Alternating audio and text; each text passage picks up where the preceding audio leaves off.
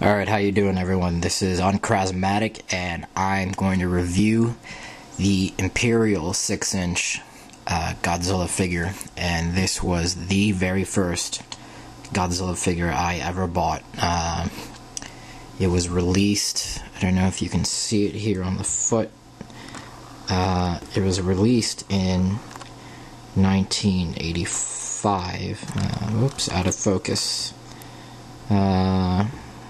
You can barely see it there on the foot on the right, but it was released in 1985 by Imperial, company out of China, and it is 6 inches in scale.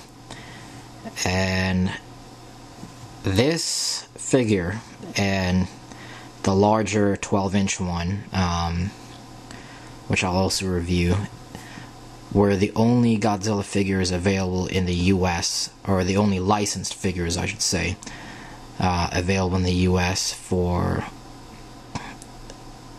almost 16 to 7. Oh no, actually, I totally forgot about the Trendmasters.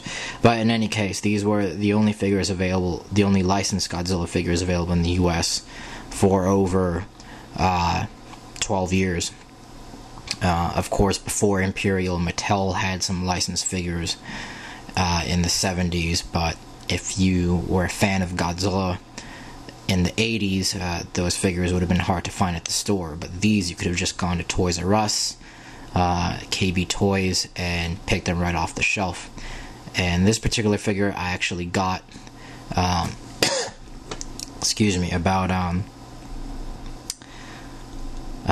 a block away, actually, from where I live right now.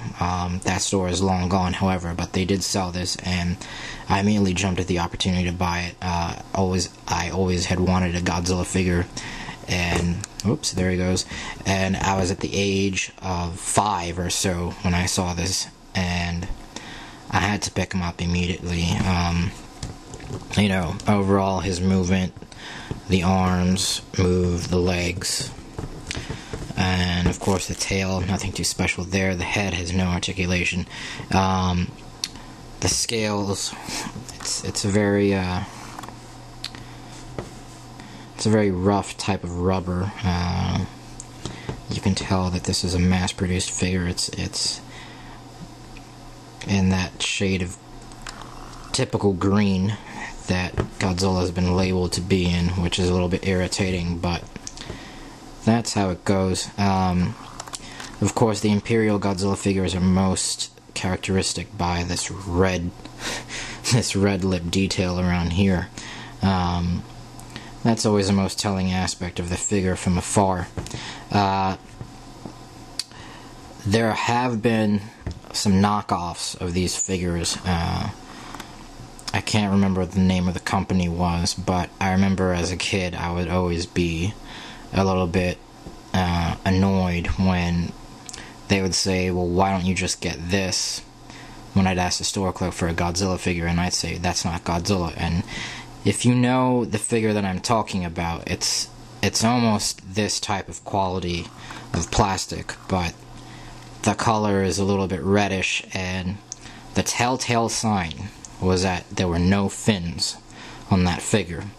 And you'll see, like, a lot of auctions up on eBay, they'll be listing that figure as a Godzilla figure. Some are even so audacious as to say it's some rare, you know, vintage figure, and they've got opening bids for like $125. I mean, seriously, forget about it.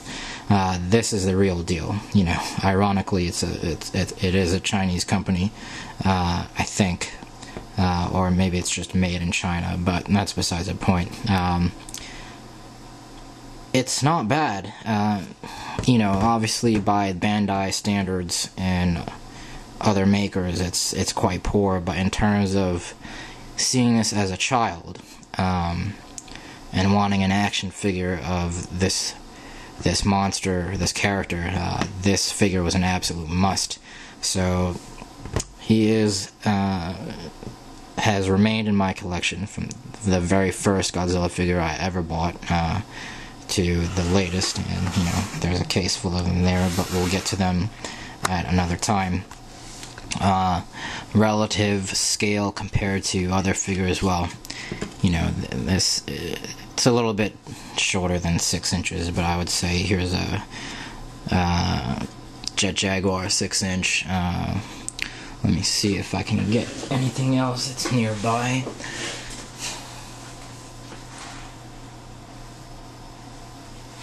And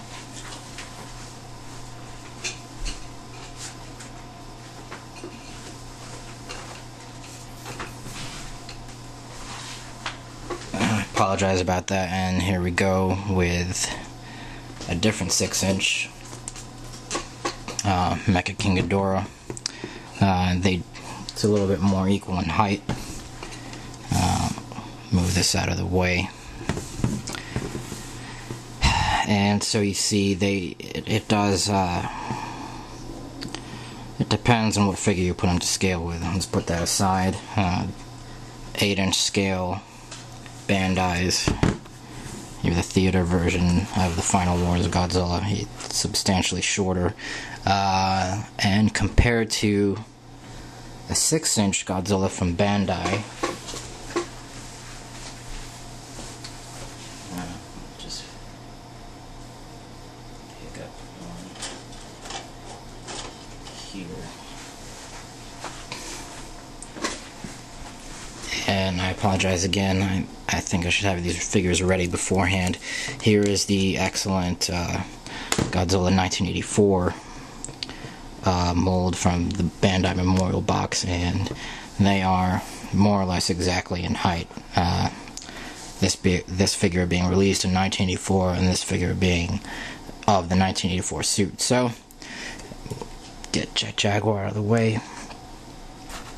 So there you have it, the Imperial 6-inch Godzilla.